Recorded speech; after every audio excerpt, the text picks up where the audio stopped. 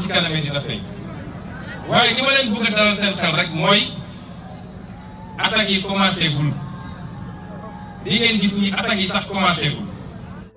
barki dem lañ jógee impôt et domaine andi seen i liste titre foncier ñu ne leen Ousmane Sonko ko moom bi ñu ñëwee bu ñu génnee état de droit réel rek mu nekk keneen bu ñu génnee rek mu nekk keneen man saa yu ma leen di accuser damay accuser lu leer nañu teg ci preuve de lii ñoo ko def te lii mun naa ko. Des extraits du livre de Mamadou Dia bi Mamadou Dia tuddee Afrique le prix de la liberté. Mamadou Dia doon expliquer avant décembre 2002 nan lañ ko préparé pour boole ko ak Serigne si. jaxase ko ak Serigne si dem wax Serigne Fallou Mbacké ne ko kii dafa bëgg a daaneel sa xilaafa. dem Serigne Seydou Nourou Tall wax ko lu ni mel dem ci El Hadj Ibrahima Niass Baye Niass wax ko lu ko xam ak complicité français yi. leen wax dafa bëgg a créer benn conseil islamique boo xam ne bis bu ko créer seen tarixa yi lay daaneel. d'ailleurs loolu moo indi woon sax ba ma may problème ak Léopold Sédar Senghor il n'a pas eu beaucoup de soutien. mais bien sûr Mamadou Dia le dit dans son livre donc qu'est-ce que lan nga gis tey moo di ne même angle d'attaque bi. asalaamaaleykum waa Sénégal tey dañoo ñëwoon ngir waxtaan ak yéen ci li nga xam ne moom mooy li ñu tuumaal Ousmane Sonko ni dafa am ndaw si nga xam ne daf ko doon sàkku ci li nga xam ne moom d'accord ci woon. lu tax ñun tey jii mënuñoo noppi ci lu jëm ci sujet boobu mooy dañoo gëm ni c'est une question liée à une responsabilité générationnelle mooy boo fekkewee li nga xam ne du dëgg du yoon soo ci noppee ëllëg lu mënti xew yow responsable nga ci te ñun bëgguñu nekk responsable ci li nga xam ne day yàq Sénégal Ousmane Sonko dafa nekk ndaw loo xam ne mi ngi Sénégal boobu ba léegi di soulever ay questions yoo xam ne dafa intéresser population bi muy lépp li nga xam ne dafa jëm ci mauvaise malgouvernance lépp li nga xam ne dafa jëm ci luubal alalu sénégalais ak di ñàkk a wax dëgg ak di faagaagal sénégalais ci seen dundin bi muy soog a commencé politique ñu ne Ousmane Sonko salafiste la maanaam joxul cër mag ñi di ko ci bundu xataal tey jii dem nañu ba gis ne ñun ñëpp Ousmane Sonko ku am cër la ci kër diine yi ñu ngi fàttaliku ci màggal gi li témoignage bi nga xam ne sëñ Cheikh Saliou defoon na ko ci moom ne ko dama laa naw dama laa sopp te dama lay xoolee doom sëñ Cheikh Saliou ñëpp xam nañ ko ci jub ñëpp xam nañ ko ci taxaw ci yoonu Cheikhul Khadim ñëpp xam nañ ko ci dëggu donc bu demee ba lay témoigner loolu mooy que yow ku am may nga ci wàllum njub ñu jógee foofu ne Ousmane Sonko étranger yi ñoo koy financé journaliste bu mel ni Cheikh Yérim Seck jaar Jeune Afrique ak expérience bu mu am yëpp dem publier information bi sans recoupement sans vérification sans vérifier la véracité de l'information ne Ousmane Sonko dañ koy financé génnee ab communiqué wala génnee sax ab lettre boo xam ne du dëgg ndax waa Tullow Oil ñëw nañ démentir que ci minute yi ci toog ne du dëgg xamuñu Ousmane Sonko musuñu koo gis musuñu koo jox xaalis ñu jógee foofu ne Ousmane Sonko waa Arabie Saoudite ñoo koy financé Ousmane Sonko waa Russie ñoo koy financé te ñun ñi nekk biir Pastef xam nañu coono yu ñu amoon ci élection yi ci lépp lu jëm ci wàllu transport ci lépp lu jëm ci wàllu organisation donc gannaaw ba ñu defee loolu yëpp gis nañ ne 2017 Ousmane Sonko 30 000 voix rek la amoon jaar plus fort reste pour dem assemblée nationale diggante 2017 ak 2019 mu jógee 30 000 voix dem 700 000 voix maanaam 15% de sénégalais ñoo ko fonk votel ko ñu gis ne waa diaspora bi ci lu jëm ci bokk naa ci lu jëm ci nemmeeku tour ñoo ngi jël seen alal di ko def ci Pastef ñu nekk étudiant ñu nekk travailleur amaana sax ñu nekk ñoo xam ne amuñu papier ñoo ngi jaayante ngir ñu lu naatal Sénégal donc ginnaaw ba ñu defee seen stratagème yooyu yëpp seen croc en jambe yooyu yëpp gis ne waa ji kat dafa taxaw fu dëgër mënuñu ko daaneel ci loolu nañu jàll si li nga xam ne mooy wàllu mœurs te xam nañu sénégalais ni ñu mel ci lépp lu jëm ci wàllum diine donc ginnaaw bu ñu defee loolu yëpp doxul ñu ne nañ jaar ci wàllu viol gis nañ fi sax si élection yi benn soxna su dëkkoon xaw ma fan ci Diourbel bu ne Ousmane Sonko daf ko ëmbal et cetera mu nekk li nga xam ne du dëgg te ay jours après xam nañ ne ay sos la woon donc waa APR ak waa mouvance présidentielle bi ginnaaw ba sur le débat d'idées au niveau des discussions à l'Assemblée générale à l'Assemblée nationale au niveau des discussions dans l'espace public mënuñoo gagner débat bi ndax amuñu capacité intellectuelle boobu dañuy def li nga xam ne moom mooy ay coups bas di jéem a teg ay pièges ay traquenards et cetera donc aujourd'hui ñun ñi nga xam ne ñoo nekk ci diaspora bi yëkkati ay alal di jox Ousmane ngir wala di jox Pastef ndax xaalis bi du Ousmane lañ koy jox mais di ko jox Pastef muy une idée, une philosophie et une option pour changer le Sénégal et d'en faire un peuple libre, un peuple développé, un peuple souverain sur tous les plans. loolu nag dafa am ñu bëri ñoo xam ne du leen neex muy l'oligarchie intérieure sénégalaise moom mooy ñi nga xam ne ñoo nekk Sénégal toog ci kaw sénégalais yi ak ñi ñuy woowee l'oligarchie occidentale mi nga xam ne France moo ci ëpp doole. ndax Ousmane Sonko day soulever ay sujets yu mel ni franc CFA su ma faloo dañuy génn ci franc CFA France mënul dégg loolu ndax bu seen France bu ay dëkk génnee ci franc CFA France day jugee 5e puissance dem ba 20e puissance ndax dootul am réserve boobu noonu yëpp. su ma ñëwee damay renégocier yenn contrat yi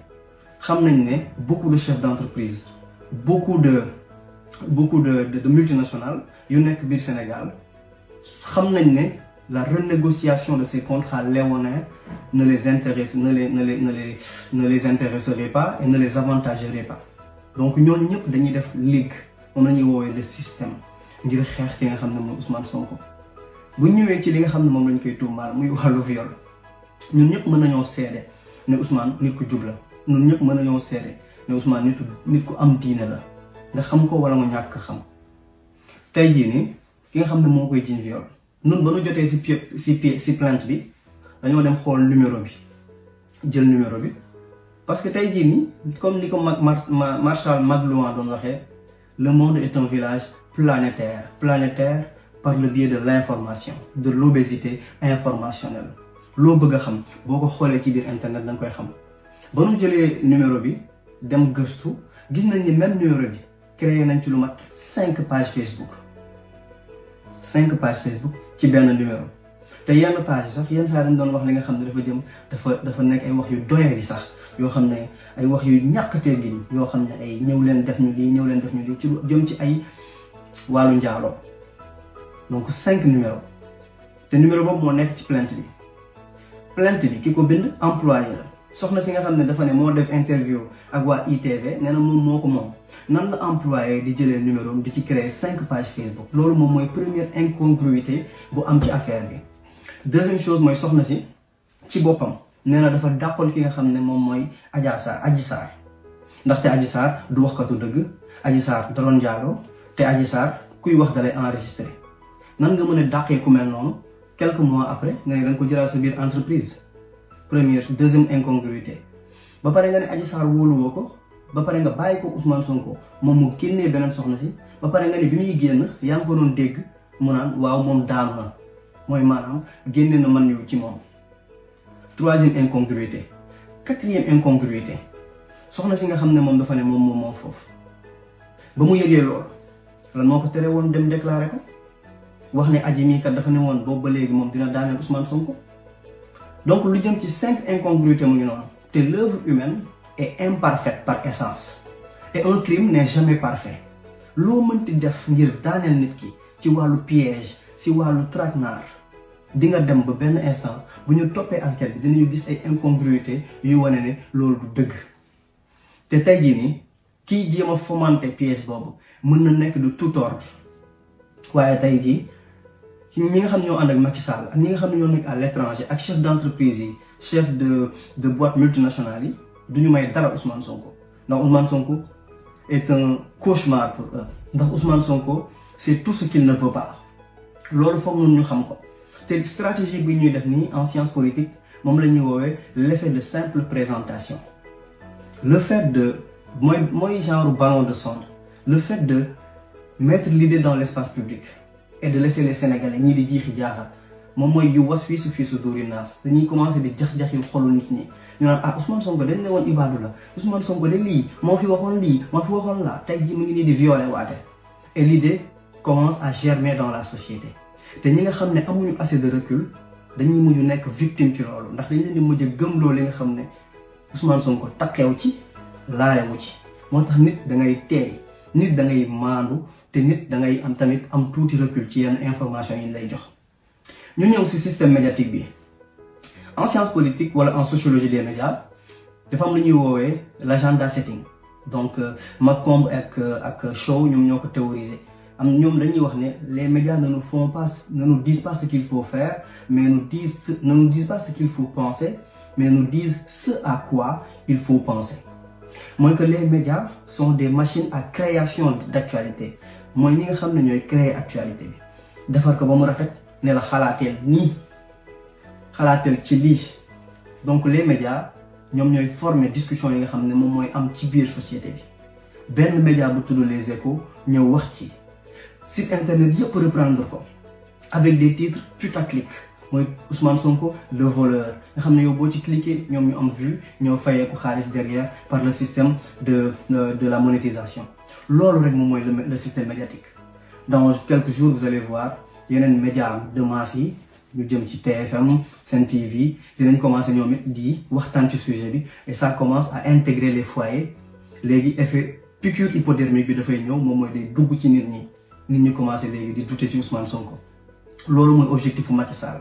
loolu mooy objectif de l'oligarchie occidentale et sénégalaise. Donc ñun dañ cee war a bàyyi xel nous les jeunes qui pensons que les idées de Sonko peuvent changer le Sénégal, nous qui pensons que la philosophie patriote et nationaliste de Pastef peut changer le Sénégal. Nous devons faire face à cette force qui a ébranlé toutes les résistances qui ont existé en Afrique. Nous devons faire face à cette machine impérialiste. Nous devons faire face à ce système nauséabond, escabieux qui essaie de maintenir les Sénégalais dans les eaux troubles de la pauvreté. Et Macky Sall est aujourd'hui le porte-étendard de ce système. Loolu laa bëggoon ñëw ngir waxtaan ak yéen ngeen bàyyi xel ci loolu lépp ndax amaana boo amul outil sociologique yi wala science politique pour mën a comprendre li nga xam ne mooy daw Sénégal gars yi dinañ dugal sa xel jiixi jaaxa te bu ko boo moytuwul dina am effet ci ñu bëri. Donc ñëpp dañoo war a jug wax képp ki nga xam ne xam nga as tuut ci Ousmane ci jubam ci dëggoom da nga war a jug wax képp ki nga xam ne xam nga as tuut ci Ousmane ci bëggum Sénégal da nga ci war a ñëw wax képp ki nga xam ne xam nga as tuut ci li Macky Sall ak le pouvoir présidentiel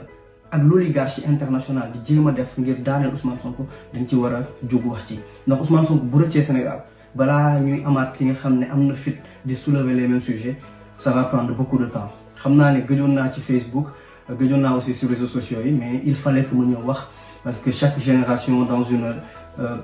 relative opacité découvre sa mission, l'accomplit ou la trahit, comme disait Frantz Fanon dans son ouvrage